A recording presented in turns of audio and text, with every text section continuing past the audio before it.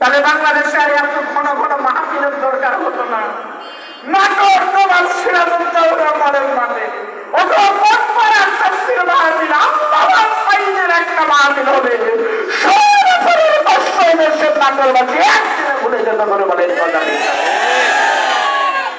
কিন্তু সব হলো, কিন্তু আমরা তো সেই আড়ানো সম্পদ ফিরে পেলাম।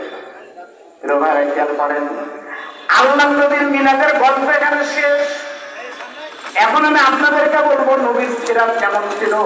আল্লাহ নবীকে ভালোবাসি, এই ভালোবাসা শুধু মুখে বলতে হবে না, আমাদেরকে নবীর আদর্শ দিয়ে প্রমাণ করতে হবে। বলে বলেন ঠিক না নাকি? আচ্ছা ভাই শোনেন, আমার বাড়ি কিছু নাটোরে, আমার ভাষা কি আপনারা বুঝতেছেন? নবীর মিলাদে সবাই খুশি, কিন্তু নবীর সিরাত মানি না। উদাহরণ দেবো, কেমন একটা গল্প বলি ভাই। আচ্ছা আপনাদের নাটোরে সবচেয়ে বড় ব্যাংক, ওই ব্যাংকের নাম কি দাদা? ব্যাংক, বড় ব্যাংক ভোলা ব্যাংক। আমাদের বগুড়াতে বলে ঘাইপিয়া ব্যাংক, পাবনাতে বলে ভোলা ব্যাংক, কিন্তু জিনিস একই। আচ্ছা আমি যদি ভাই নাম কি? শাহাদত ভাই। শাহাদত ভাইকে আমি এখন ঘোষণা দিলাম, ভাই আমাদের যদি 12টা বন্ধু হয়তো 14 শ্বশুর জামাই মিলে আপনারা 10টা ভোলা দেন, এক একটার ওজন হলে কমপক্ষে 5 কেজি, 7 কেজি হলেই ভালো হয়, 5 কেজির কম নয়। 5টা ব্যাংক যদি ধরে দিতে পারেন তাহলে আপনাদের আর টাকা দরকার নেই, যা বায়না দিচ্ছেন ওটাই শোধ। এই কমিটি যান, আপনারা ব্যাংক খুঁজে বের করেন। পারবে? পারবেন, আমি জানি। কিন্তু আমরা এখান থেকে চলে যাওয়ার পর যদি সকাল থেকে সেই রকম বৃষ্টি শুরু হয়, তখন দেখবেন বড় বড় ব্যাংক রাস্তায় ঘুরতে চান, বেরোয় বলতে সাদর ব্যাংক বলতেছে এই ব্যাংক কই ছিলে? ব্যাংক বলতেছে ওই স্কুলের পিছনে ছিলাম, কিন্তু তখন বের হয়নি। হুজুর ধরে নেওয়া মুখ ছিঁড়ে গুলি করে, চোখ যায়, পাও যায়, ককটেল মারি, এই জন্য বের হয়নি। এখন হুজুরা মন তারা পার হয়ে গেছে, এখন আমরা বের হয়েছি। নবীকে ভালোবাসা আওয়ামী লীগ, বিএনপি, জামাত, জাতীয় পার্টি, তাবলীগ, আটরশি, নয়রশি, রাজারবাগ, জামবাগ, রংপুরি, জোনপুরি, হাকিমপুরি সবাই নবীকে ভালোবাসে। কখন? বছরে 2 বার। মুহররমের 10 তারিখে হায় হোসেন হায় হোসেন, যাও এইদিকে চলে যাও। কোথায়? নাটোরে গিয়ে বড় বড় কাঁচা গোল্লা ভালোবাসি। 10ই মুহররমে নবীর জিকির করে, হোসেনের জন্য দোয়া করে গর্তের ভিতরে ঢুকে আর বের হলো না।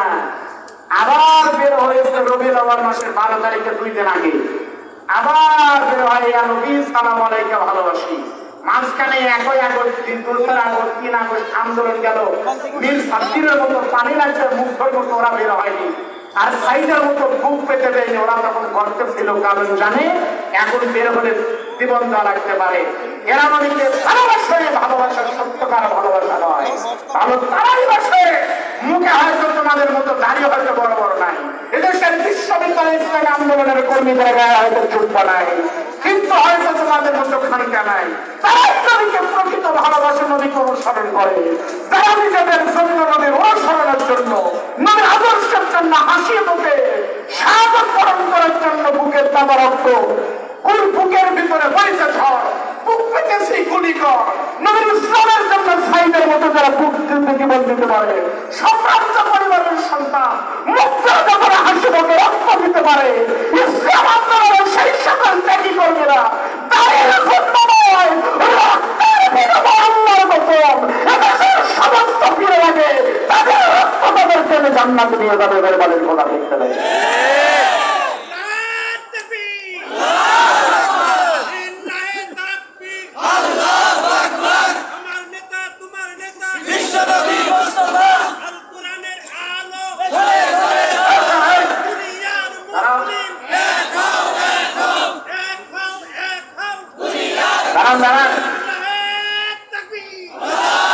আপনাদের সাথে একমত হতে পারলাম না। আপনারা আল কোরআনের আলো ঘরের ভিতর চালো, এখনো ঘরে চালাবো। আরে আমরা হুজুর মানুষের বউ তো বোরকা পরে বাড়িতে থাকে, তাও তো বছরে 2 একবার বলে যে আমাদের ঘর থেকে বাইরে করে একটু কক্সবাজার নিয়ে একটু যান। আমরা হুজুরের বউ জন্য কি সারা জীবন ঘরে থাকবো?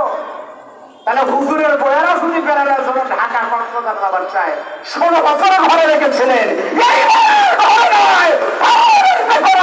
বাঁচানোর দিন এসেছে। আমি তারই বিরুদ্ধে কথা বলতেছি না, আমার উল্টো ফুটো দিয়েন না। আমি বলতেছি আল্লাহর কোরআনকে সাক্ষী রেখে নবীর হাদিস মান তামাসসাকা বিসুন্নতি ইনদা ফাসাদি উম্মতি ফালাহু আজরু মিয়াতি শাহীদ। নবীর একটা সুন্নাত যে পালন করলো সে 100 শহীদের নেকি পেল। সুবহানাল্লাহ বলেন। ইসলামী আন্দোলনের যারা রাহবার আছে তাদের কারো মুখে দাড়ি নাই এবং ঘটনা আছে, সকলের মুখে দাঁড়িয়ে আছে। আমার ইসলামী আন্দোলন বলতে শুধুমাত্র জামাত ইসলাম নয়, আজকাল নাম ধরে বলবো না অনেক ইসলাম, আজকে হেফাজত ইসলাম, আল্লামা মামুনুল হক, ডক্টর শফিকুর রহমান, ডক্টর খালিদ স্যারের মতো উপদেষ্টারা সব এক হয়েছে।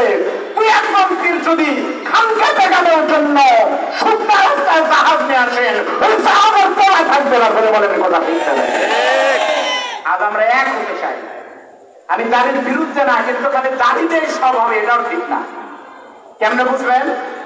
আচ্ছা কিয়ামতের দিন আল্লাহ যদি বলে জিবরাইল খালি দাড়ি নাইটা জান্নাত দিব, তাহলে বাংলাদেশের সমস্ত পীরের আগে হুজুরের আগে জান্নাতে যাবে দুইজন, একজন রবীন্দ্রনাথ ঠাকুর আর একজন লালন শাহ, দুইটারই দাড়ি, বড় ইমান নাই, তাহলে দাড়িতে কি করবেন আপনি?